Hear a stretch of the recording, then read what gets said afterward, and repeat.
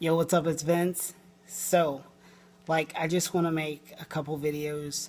I haven't had a lot of time lately, but this video I want to talk about something you never see a lot of videos about. That's Kurzweil. There's a lot of keyboard videos with the Kurzweil keyboards. I love a lot of rolling because of the the keybeds. And that stability on some of the key action. I would love to try Kawaii. I hear Kawaii has some of the best key beds. I am a keybed fan. I'm not really a sounds guy because you can get great sounds by your laptop, by a module, or by just a sound engine out of a keyboard. You can find and get good sounds, but you get stuck with a bad keybed, it can be a nightmare, no matter how good your sounds are. So I get after keybeds. The keybed to the keyboard would be a deal breaker for me. Now this is an old Kurzweil SP88X, right? Old board for, gear people that know their keyboards. But the Fatar action, now at first when I started playing this, I was like, man, I can't stand this. But then I got used to it.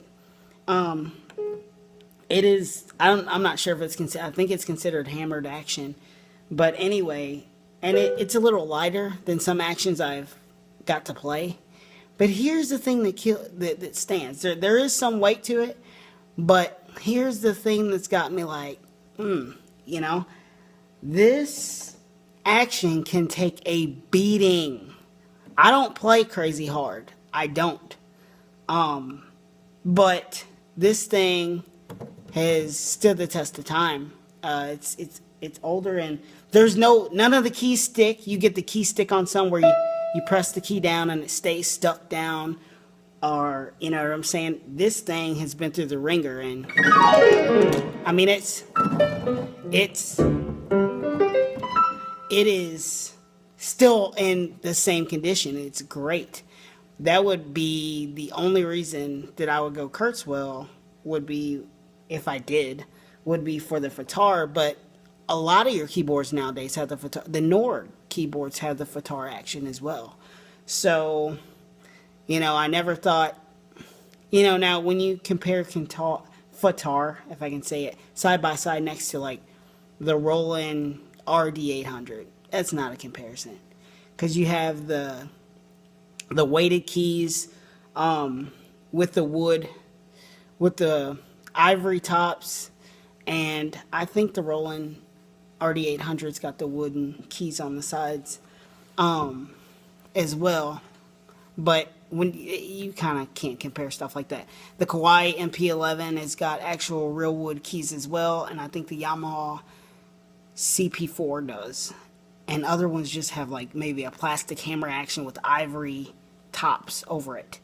But I'm concerned about durability and stability. So when I'm playing it, I don't want all that clunky. Like when keys start to stick on certain actions, eventually you get that really loud. The action actually gets louder. This action, yes, you can hear the noise behind it. Hear that? You hear that? But the thing with that is, none of the keys are sticking. That is the noise from the action, which I learned no matter what keyboard you got, it's going to be loud on the action. You're going to hear that sound. There are videos of people doing that. You're going to get that sound no matter what, for the most part, unless you pay a lot of money. But the key is it's still very reliable and good to use because none of the keys are stuck where it's stuck down for like 3 seconds before it can pop up, or you have to do something to make the key pop up, where you would go in and need to replace the key felts or something like that. Nothing like that. So I didn't think I'd ever like any Fatar action, but some of them I do like. And this thing has been a workhorse. So yeah, I just wanted to throw that out there. So when you're looking at different keyboard actions, it's all about what you want and what feels good to you. Now for me, my top dog right now that I played in person, not what I've heard, for me it's got to be the RD800 by Roland. To me, it feels like a real piano. I could play subtle, I could play medium I can play loud. And I love it feels like a real piano to me. Something I could practice with, play live with. Yeah, it's still top of my list. And there's some other ones at the top of my list that don't have that kind of action, like the Roland's got as well, for various reasons. So, yeah, make sure that whatever you do, you can get great sounds one way or another. But make sure that whatever you do go out and get, that the Keybed is legit. Yeah. And normally you can test it out in the store for a while and kind of tell, if you're going to like it or not. For the most part, take a little bit of time. So, yeah, hope this helps when checking out keyboards. And, yeah, catch you later.